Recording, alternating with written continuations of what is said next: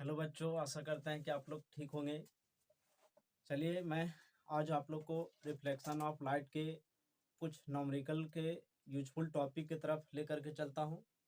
तो reflection of light में आपको न्यूमेरिकल्स बनाने से पहले आपको साइन कन्वेंशन पढ़ना बहुत ही जरूरी है।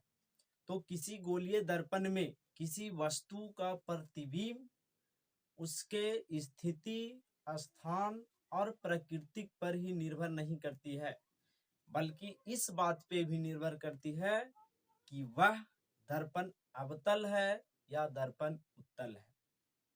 तो इस टॉपिक से हम लोग आज साइन कन्वेंशन का अध्ययन करेंगे। तो साइन कन्वेंशन में सबसे पहले हम लोग एक्स डैक्स एक मुख्य अक्ष खींचते हैं, जिसको प्रिंसिपल एक्सिस कहते हैं। तो प्रिंसिपल एक्सिस खींचने के बाद इस प्रिंसिपल एक्सिस के बीच में एक हम कोई दर्पण ले लेते हैं। ये मिरर है आपका, और मिरर के दाईं ओर जाने पर दाईं ओर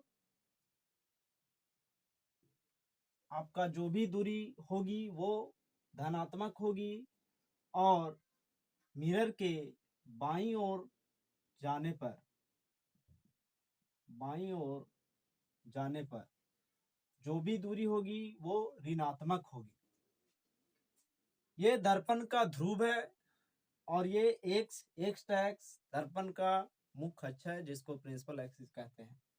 जब प्रिंसिपल एक्सिस से हम लोग ऊपर की ओर दूरी तय करेंगे तो आपका पॉजिटिव होगा, और जब प्रिंसिपल एक्सिस से नीचे की ओर दूरी तय करेंगे तो आपका नेगेटिव होगा।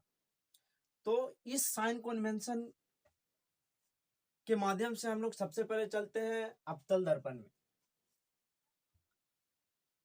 तो अवतल दर्पण में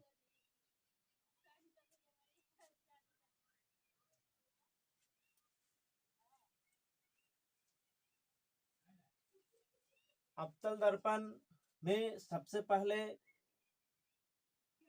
आपका फिगर छाप लेते हैं। ये आपका अवतल दर्पण है।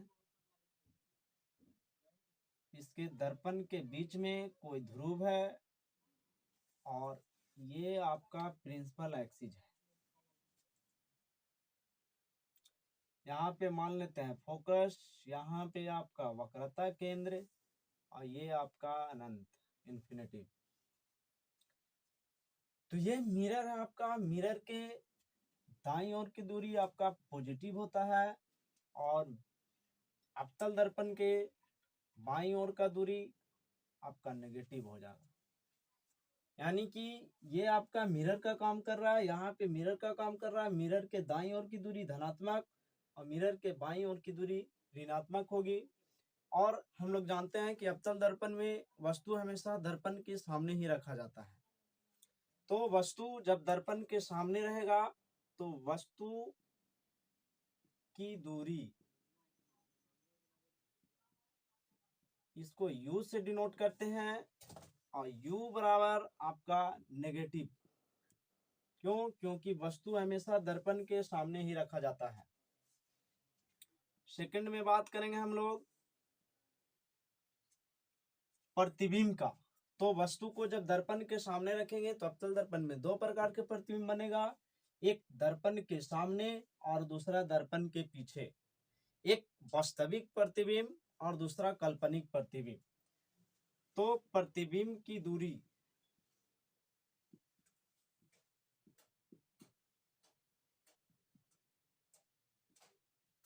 को v से डिनोट करते हैं, और v इक्वल टू नेगेटिव जब प्रतिबिंब वास्तविक हो।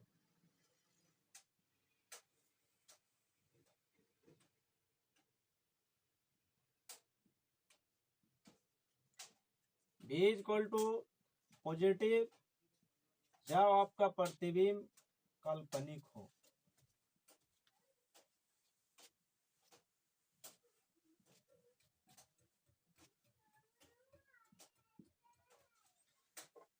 तीसरा टॉपिक, इस दर्पण का फोकस। तो दर्पण का फोकस को हम लोग एफ से डिनोट करेंगे और जानते हैं कि दर्पण का फोकस, दर्पण के ध्रुव और फोकस के बीच की दूरी को ही हम लोग फोकस दूरी कहते हैं। तो ये दर्पण के बाईं ओर है, इसीलिए अवतल दर्पण की फोकस दूरी आपका नेगेटिव। और चौथा पॉइंट आपका अवतल दर्पण की त्रिज्या।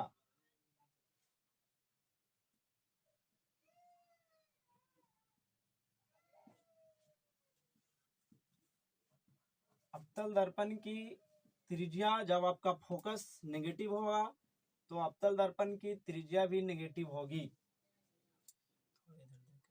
तो ये था बाबू आपका अवतल दर्पण। इसके बाद हम लोग चलेंगे उत्तल दर्पण की तरफ। तो उत्तल दर्पण में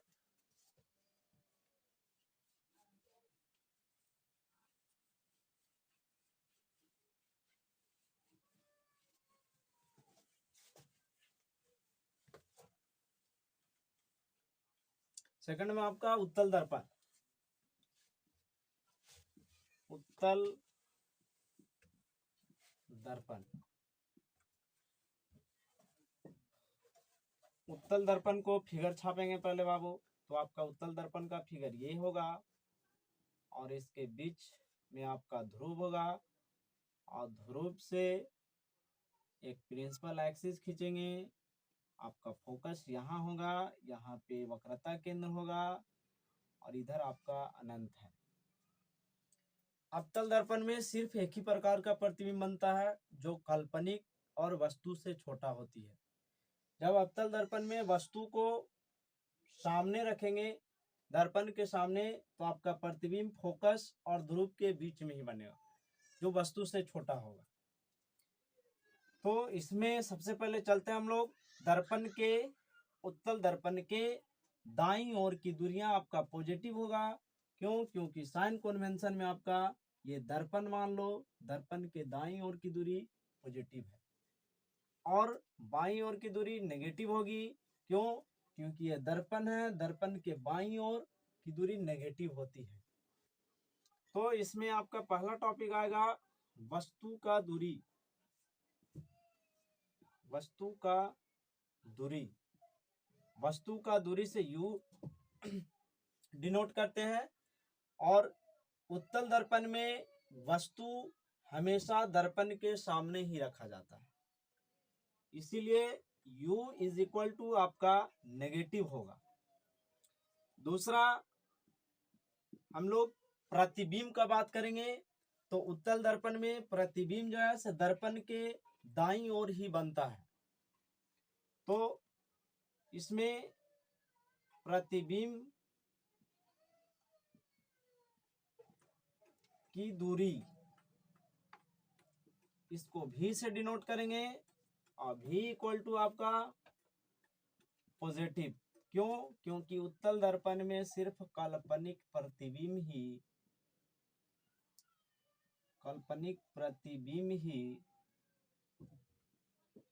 बनता है। इसके बाद फोकस को देखेंगे। तो दर्पण के ध्रुव और फोकस के बीच की दूरी को हम लोग फोकस दूरी कहते हैं। तो आपका फोकस दूरी दर्पण के दाईं ओर है, तो आपका उत्तल दर्पण का जो भी फोकस दूरी होगा वो धनात्मक होगा। तो तीसरा पॉइंट में आपका फोकस दूरी,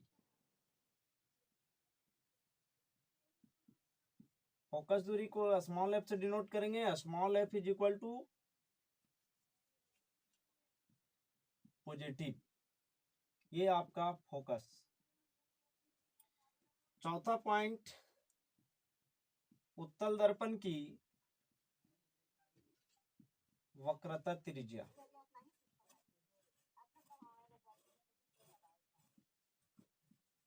इसको आर से डिनोट करेंगे बाबू।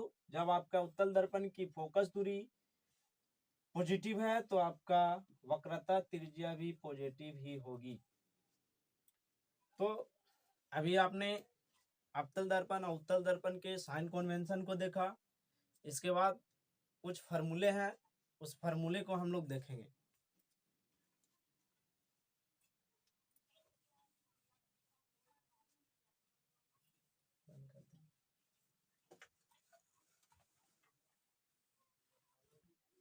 चलिए अब हम लोग फार्मूला को देखते हैं। तो इम्पोर्टेंट फॉर्मूला, फर्स्ट नंबर में आपका आएगा relation between radius of curvature and focus. वक्रता त्रिज्या और फोकस के बीच आप लोग को संबंध बताए थे, जो F is equal to R/2, where F is equal to focus, R is equal to radius of curvature,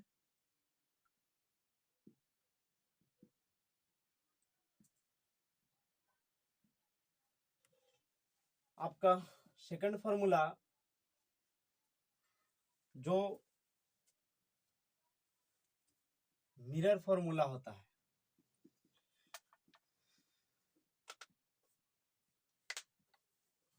इसको हम लोग दर्पण सूत्र भी कहते हैं। तो दर्पण सूत्र that is 1/F is equal to 1/B plus 1/U, where F is a focus and V is a distance of image। प्रतिबिंब की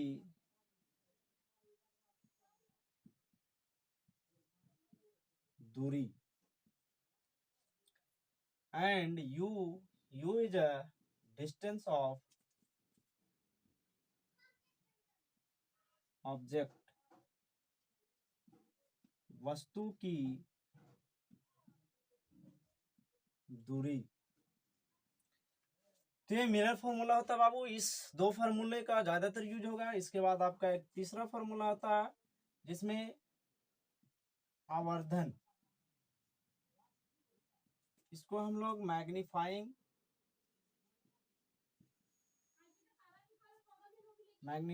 भी कहते हैं। तो मैग्नीफाइंग यानी आवर्धन को m से डिनोट करेंगे। m इज इक्वल टू आपका होगा -v/u। और आवर्धन का एक फॉर्मूला और होता है, इसमें प्रतिबिंब की ऊंचाई को h डैश और वस्तु की ऊंचाई को h से डिनोट करेंगे। इतना बराबर सरल शब्द में लिखेंगे, प्रतिबिंब की ऊंचाई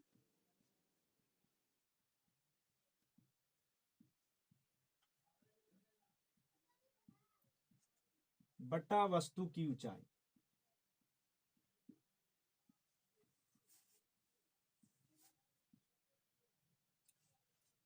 ये आवर्धन के यहाँ से डिफिनेशन भी निकल करके आता है, प्रतिबिंब की ऊंचाई बटा वस्तु की ऊंचाई को हम लोग आवर्धन ही कहते हैं। तो ये आपका 3 इंपॉर्टेंट फार्मूला थे जो आप विस्तृत रूप से अध्ययन कीजिएगा। इसको आप स्क्रीनशॉट इसको ले सकते हैं। इसके बाद हम लोग न्यूमेरिकल की ओर चलेंगे।